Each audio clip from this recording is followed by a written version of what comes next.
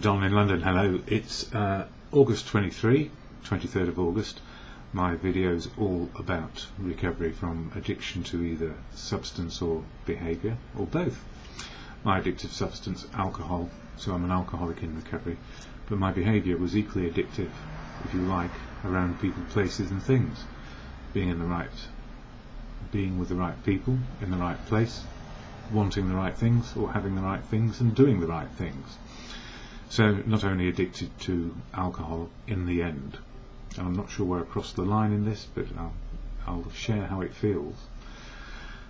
But because of that addiction, trying to be whatever I thought you wanted me to be, trying to be perfect in your eyes, and not really understanding what it meant to be a human being living a life, living the life I might choose to live. I was all about fitting in, being included, and doing the very best I could. So, what influenced me in the years? Well, alcohol certainly did. Very early on, very early on in my life. Given a drink, it changed the way I felt. I guess I was a fairly fearful child, because there was lots to be fearful about. So, very adept at seeing fear and avoiding the consequences of other people's actions, behaviours and attitudes. But as a small child, you just don't know what's going on. So fear sort of governs, and we respond and react and develop coping mechanisms, I guess. And when I found somebody gave me a drink, it did change how I felt. I felt more happy, less fearful, and so it started a knowing of how to fix my feelings. And it's a bit of a shock sometimes when I recognise that that's exactly what happened, that I needed to fix my feelings to feel okay, or blot out my feelings, or suppress the fear, so maybe other feelings could be experienced. But what a way to find out. Sad, but true. So some people, they have a drink, makes them sick, they forget about it, and they go on to be ordinary drinkers, that is, they can take it or leave it. But for somebody like me, with I suppose an aptitude for trying to fix life, drink was really helpful. It helped me be happy, helped me be sad, helped me be convivial, helped me be an isolated and closed down person. No matter what it was, drink impacted on my feelings.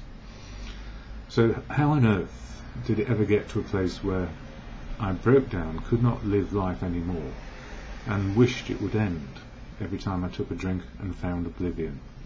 Well, the simple answer is, if you keep on doing something long enough, it becomes an insane obsession, self-obsessed, and then willpower will fail, because no matter how we wish to stop doing something which is self-harming, when we eventually come out of ignorance, we get denial, which is, I'm not one of them, I'm not an addict.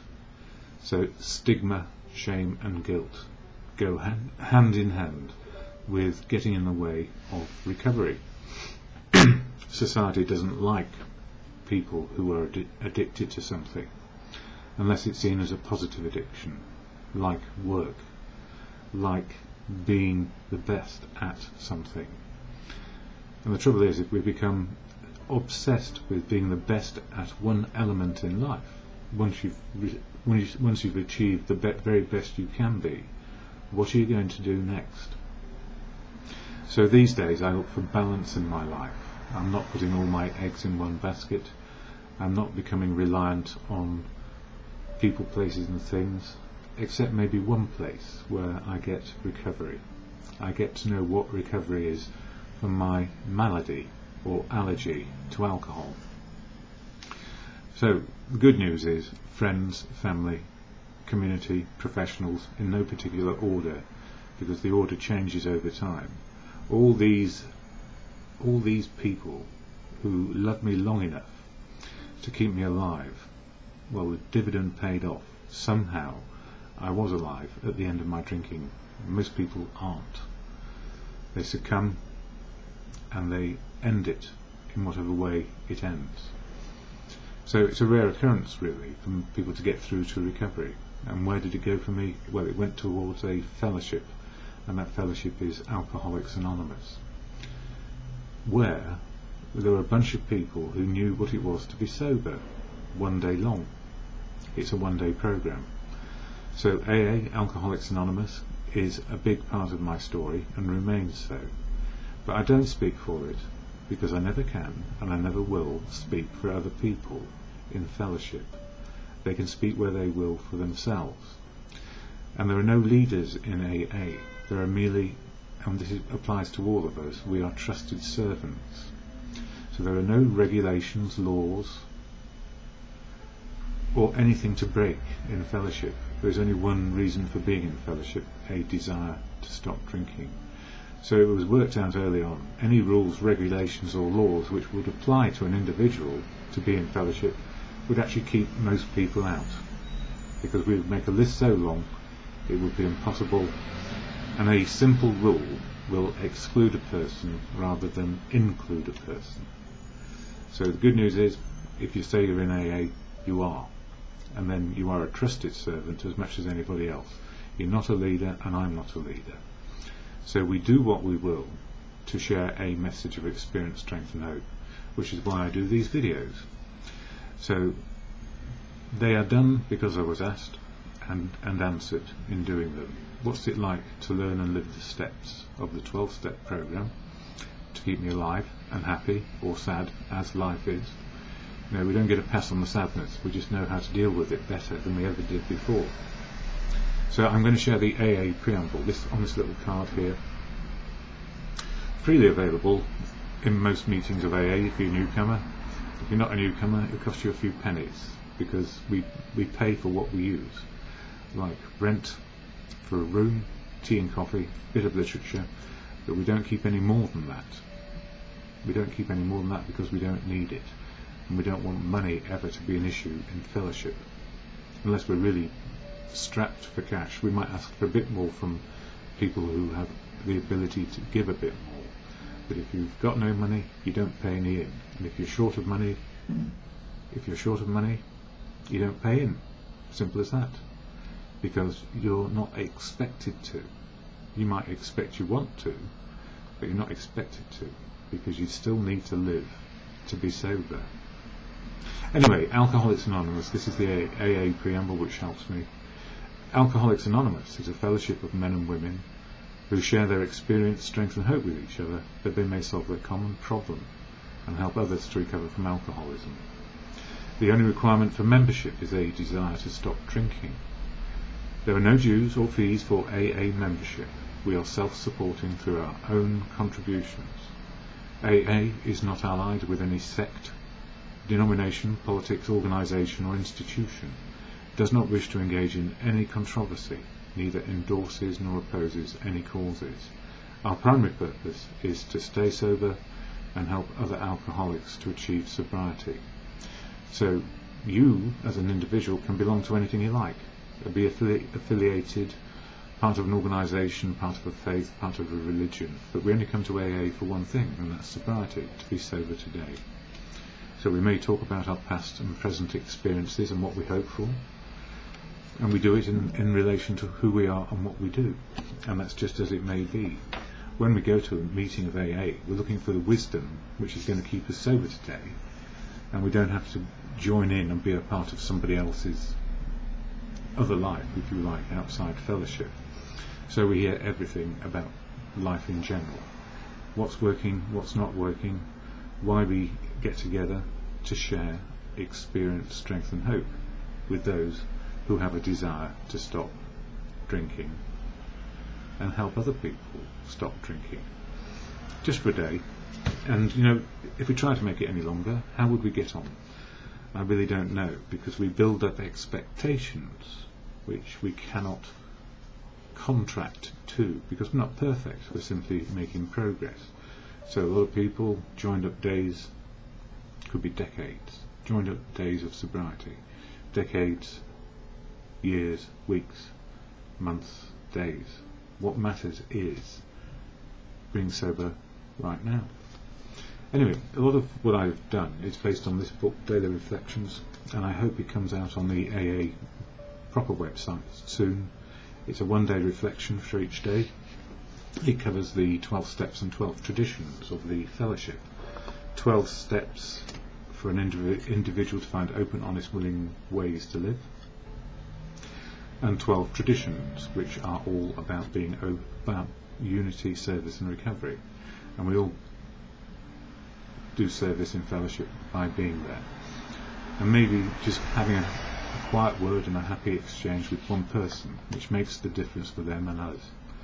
So it's about mutual support, and not one person having more power or less power than another person. We are equals, trusted servants, doing the best we can as we understand we can do for ourselves. So on this card again, it has the 12 steps on one side, yep, and then the 12 traditions. So that is, in a nutshell, the program.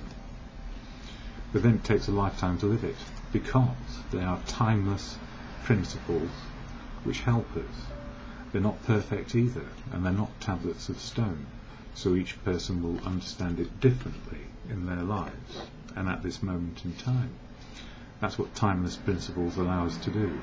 Be open, honest, willing as an individual, and be in unity, service and recovery. Timeless principles. And anonymity is sacrosanct when we're trying to find out who we are and what to do about our lives and how we may improve it for today. 24-hour program may last a lifetime, but then one day is a lifetime.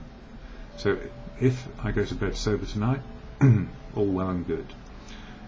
I have a lot of gratitude for stuff that has gone on today, and also maybe some mishaps around things which have disturbed me, and I've not been my best with people.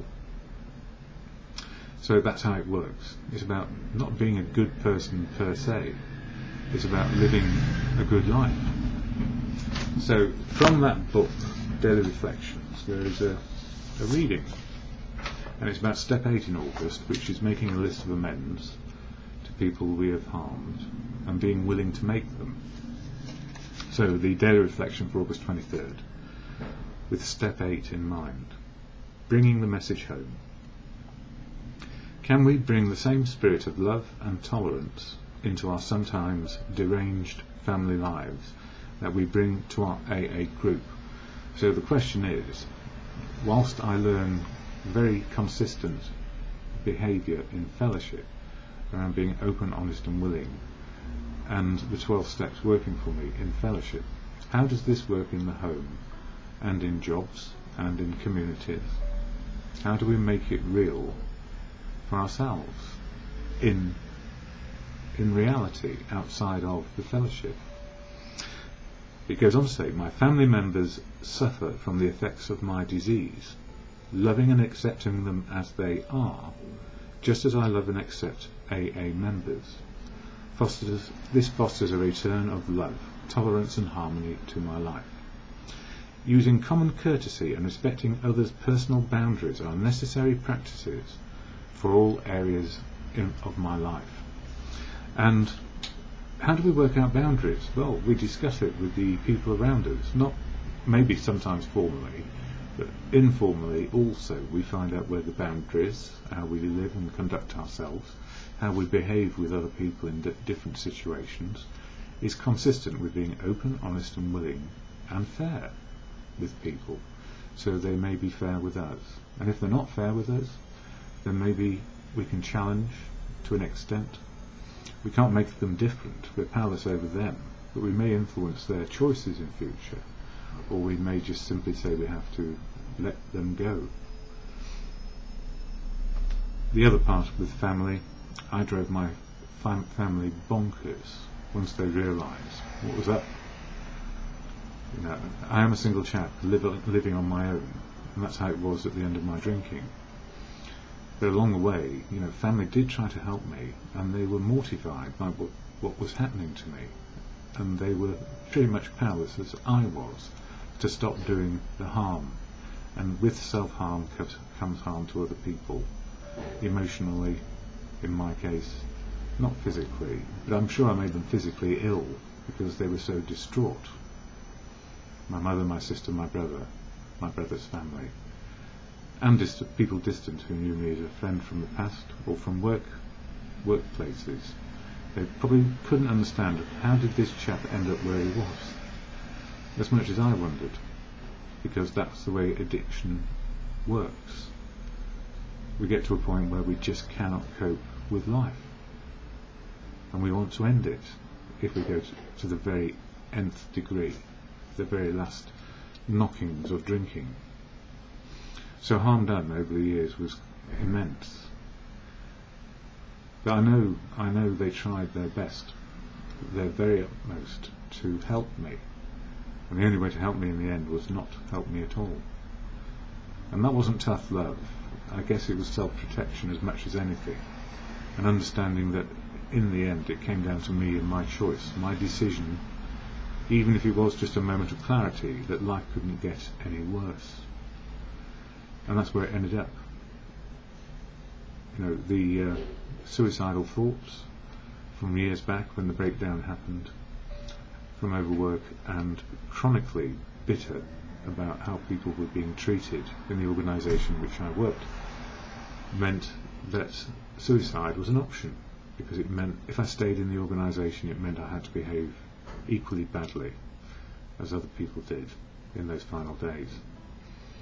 But then the ideation or the suicidal thoughts went on for years and years and years. What's the point? And of course drink provided oblivion. No matter how often I seemed to get my head over the parapet, I was pulled down again by a belief that I got my life back. More money, less money. Somewhere to live, nowhere to live. And then absolutely nowhere to live, and living on a park bench.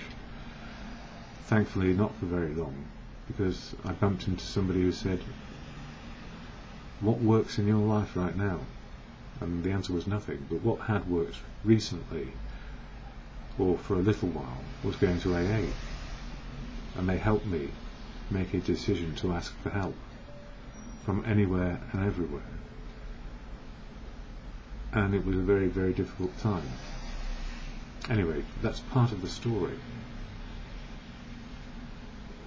My thoughts this morning. And it's before I read the daily reflection from the AA book, so maybe I've just got it ingrained in my head how it works.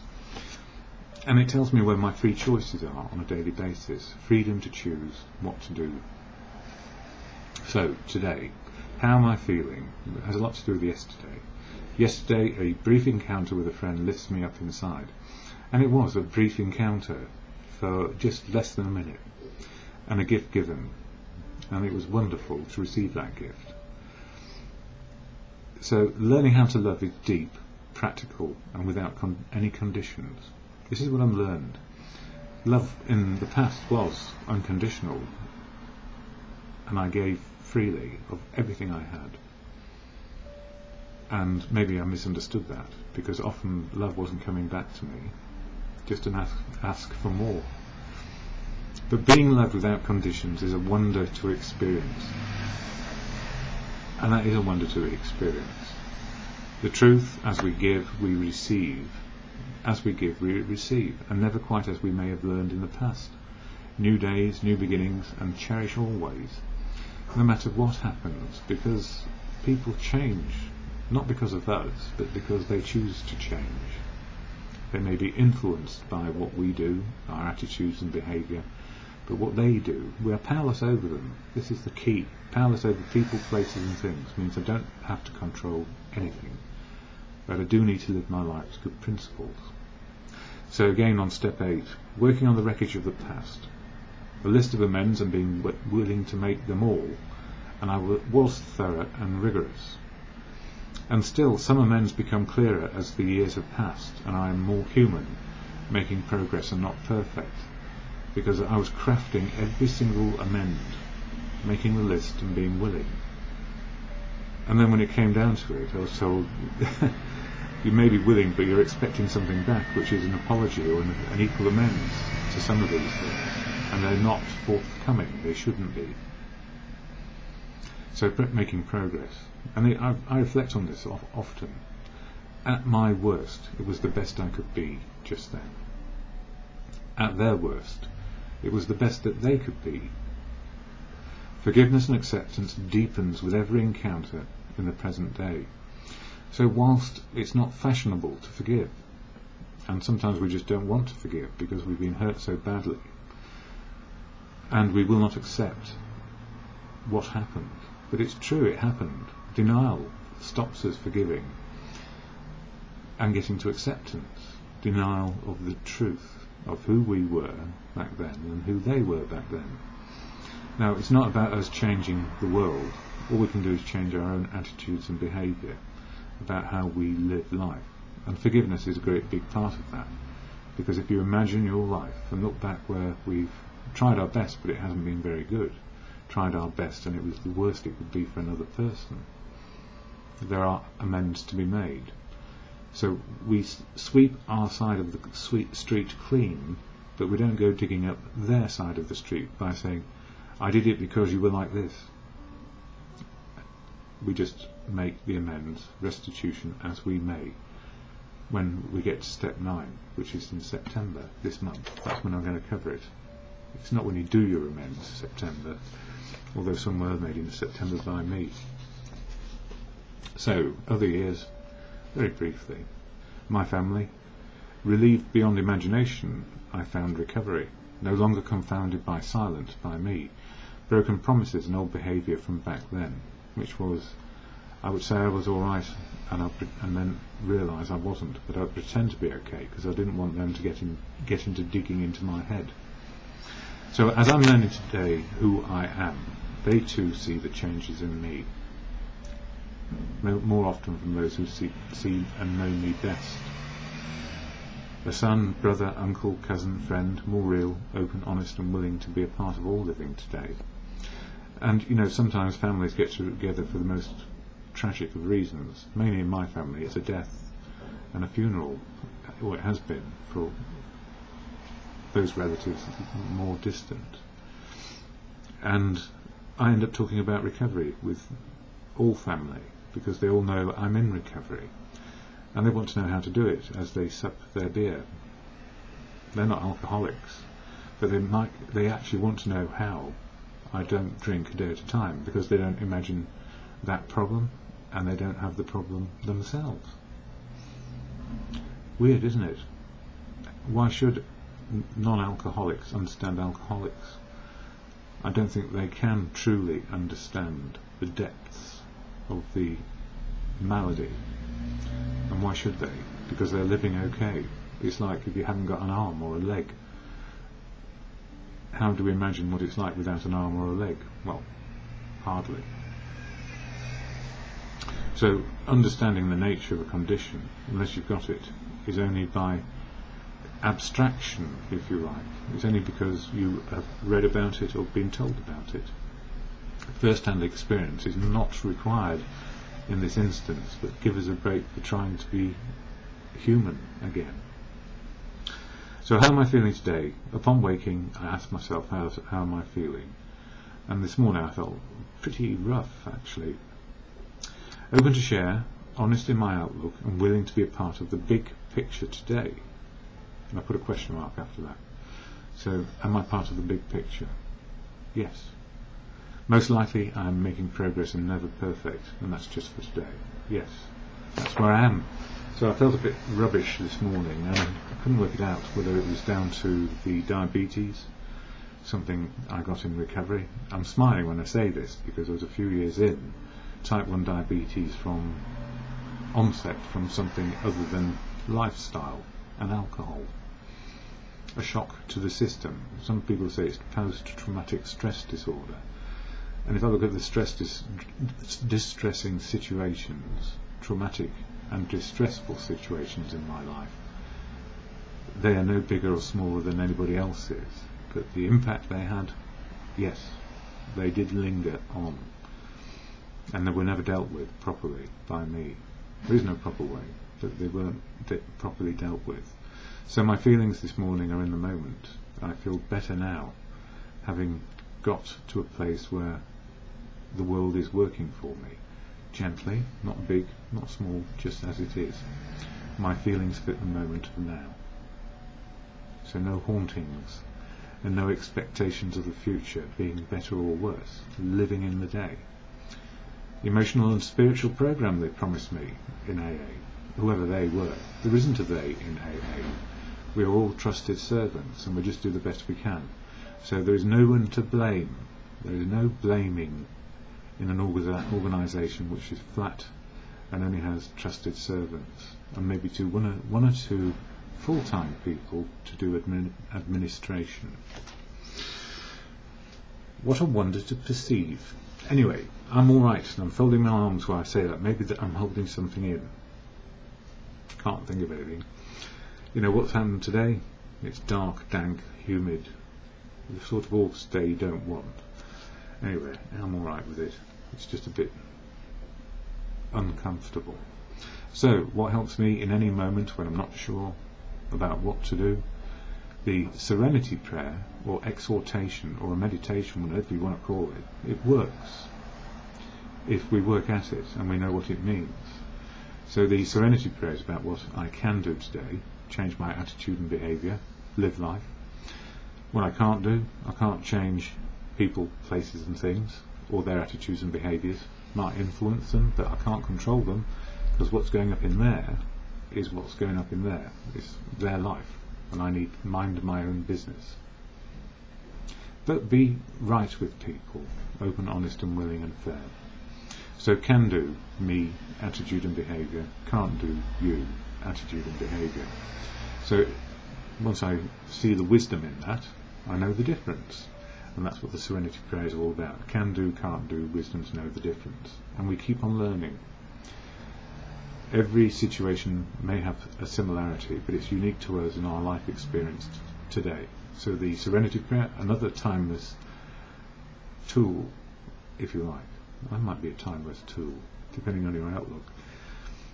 Timeless and useful in any moment. That's the principles of everything. Timeless and useful in any moment. It's about like any prayers like that. As long as we're not asking for ourselves, please God make it better for me, because it won't work. Let's be able to see the big picture and the situation, the impact on me and the impact I'm having on other people. So to God, or in good conscience, God, or in good conscience, grant me the serenity to accept the things I cannot change, courage to change the things I can, and the wisdom to know the difference, for me in the moment and just for today.